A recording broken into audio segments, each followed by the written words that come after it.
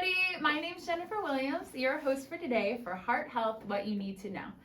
I have one, but not two special guests with me today. And you probably hear me say this a lot, but I always mean it, and this certainly is no exception. These are two of my favorite doctors here at Cooperman Barnabas, and absolutely the best in their fields.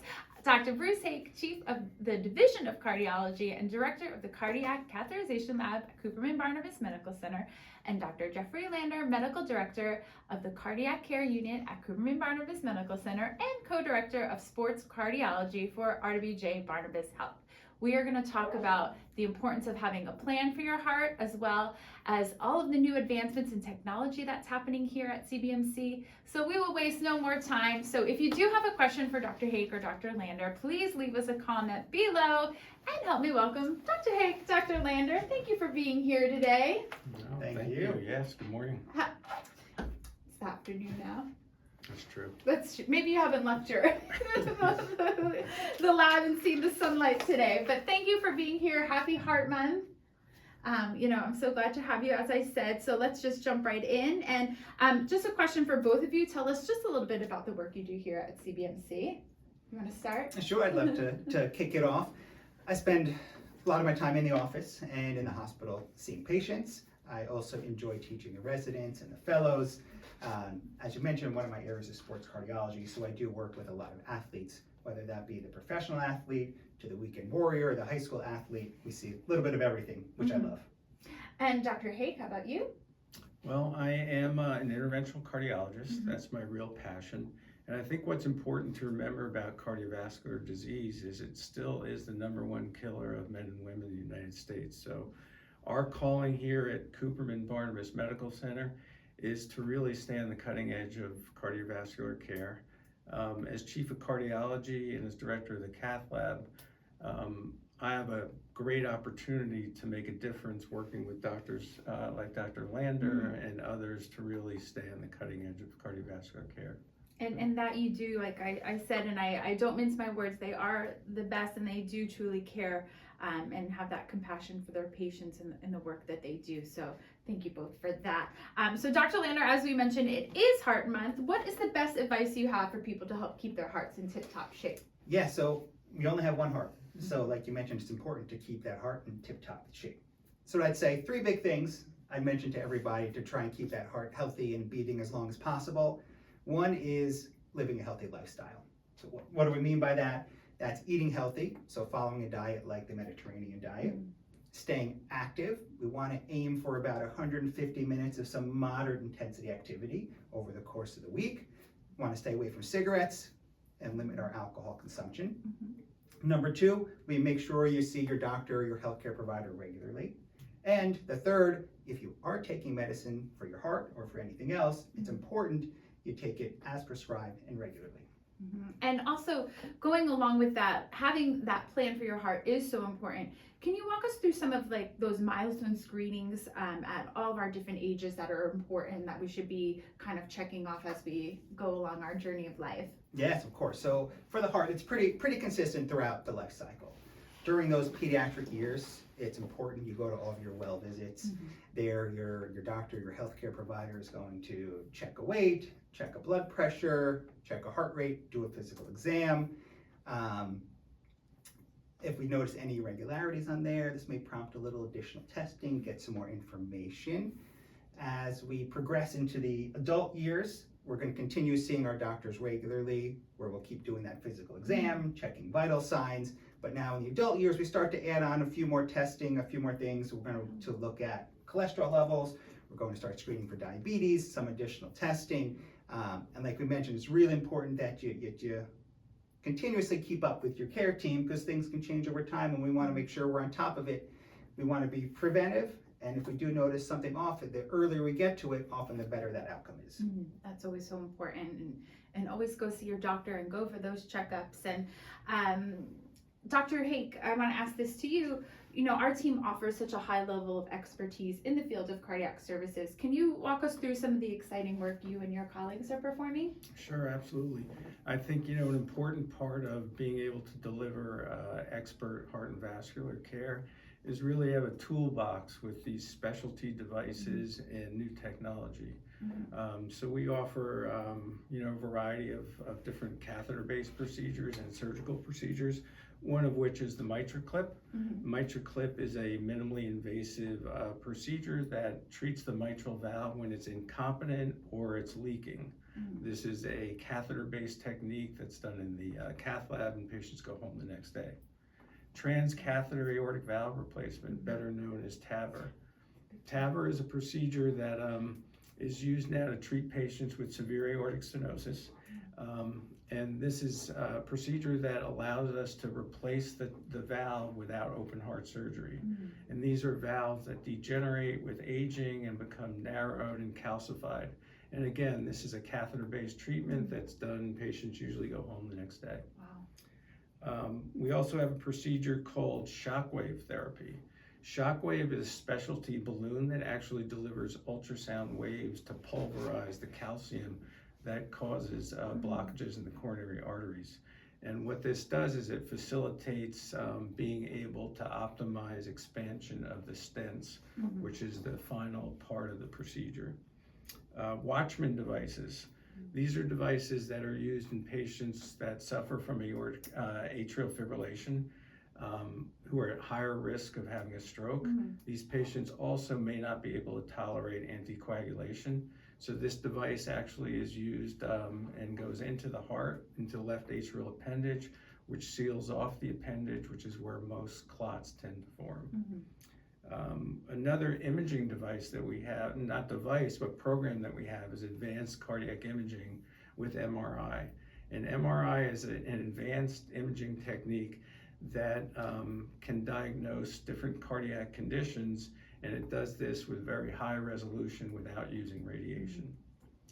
So these are just some of the devices that we have in addition to programs like MRI, and also I'm sure everybody has heard of transradial access. Transradial is a technique that we use for cardiac interventions. We're in certain subsets of patients that are more effective and safer and make for an easier recovery period for our patients. There's so much technology out there. It's really amazing, that people can be coming in for a heart procedure and go home the next day. That's really wonderful. And I know lately we've been talking a lot amongst ourselves and things that you're all doing about a lot of the new technologies that are going on here. Can you tell us a little bit about some of those? Yeah, one of the more exciting areas of technology is to treat the tricuspid valve, which is really referred to as the forgotten cardiac valve. And the tricuspid valve is one of our 4 valves. And it's always a challenging treatment situation because surgery is not great for replacing tricuspid valves or repairing. So now we have a catheter-based technique that could actually repair a tricuspid valve or replace a tricuspid valve, again, which is a less invasive procedure than either surgery, and medications in this type of disorder are also not very effective.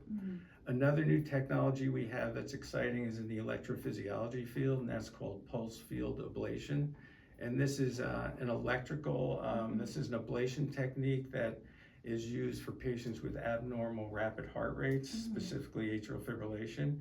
And it uses electrical energy rather than heat or cold to disrupt the abnormal circuit in the heart, causing this arrhythmia. So that's something that our electrophysiologists and in general we're all excited about. That's awesome, and just continuing to provide in these options and opportunities to provide great cardiac care. Are you? This is like kind of for both of you. Do you kind of geek out when new technologies come out, and do you love kind of just in your field being a lifelong learner?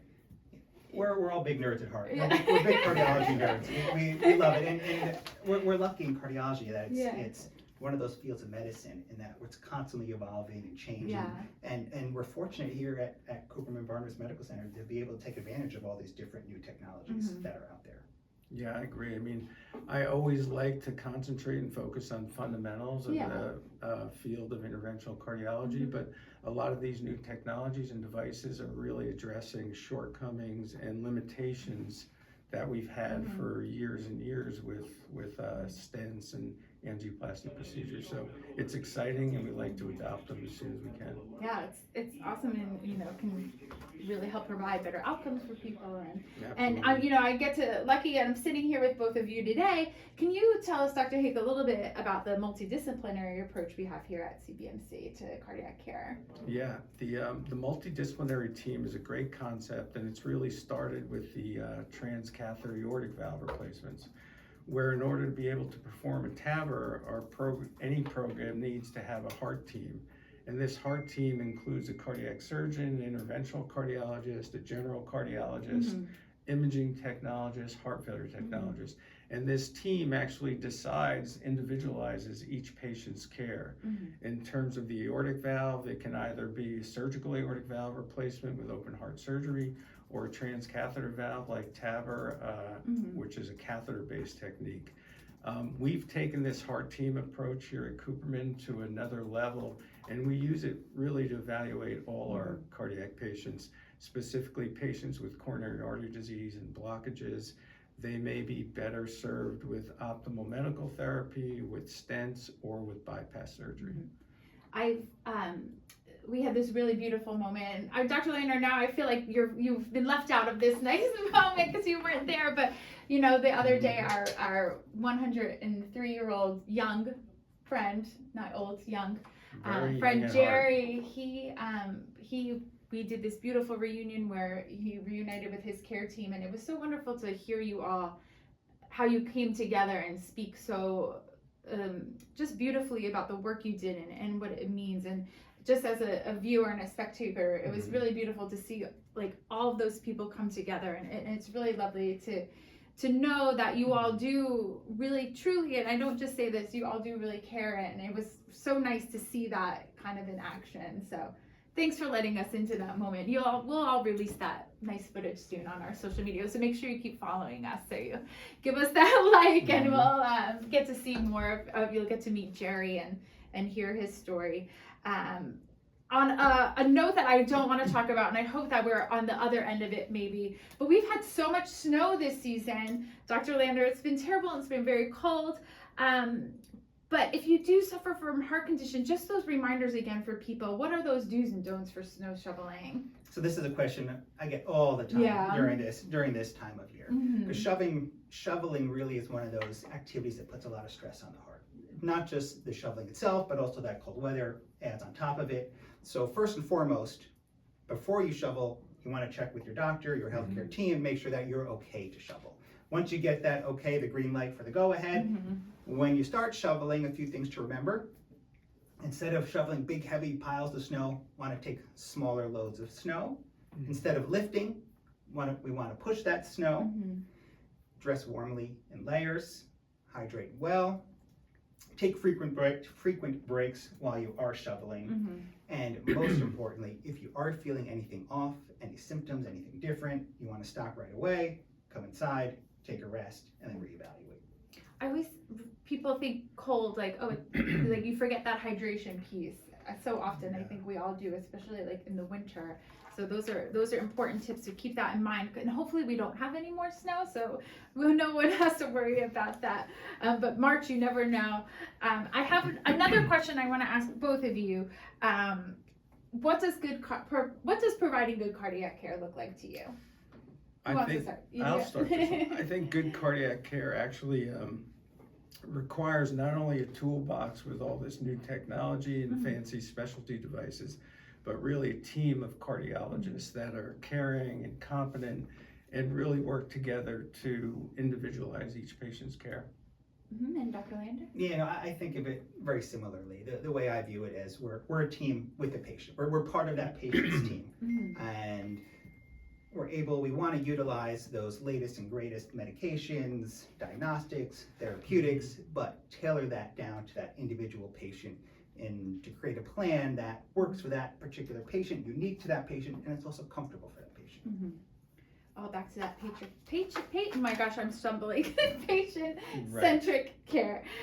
Okay, so I want to make sure I get these right because this is such a huge accomplishment, I think it's so wonderful. So we at Cooperman Barnabas have been named by Healthgrades as the #1 hospital in New Jersey for cardiology and in the top 100 of America's best hospitals for cardiac care. So a big kudos and snaps to you all and congratulations. So I want you to pretend I know nothing about Cooperman Barnabas Medical Center and give me your best elevator pitch about why CBMC and RWJBarnabas Health is at the top for cardiac care.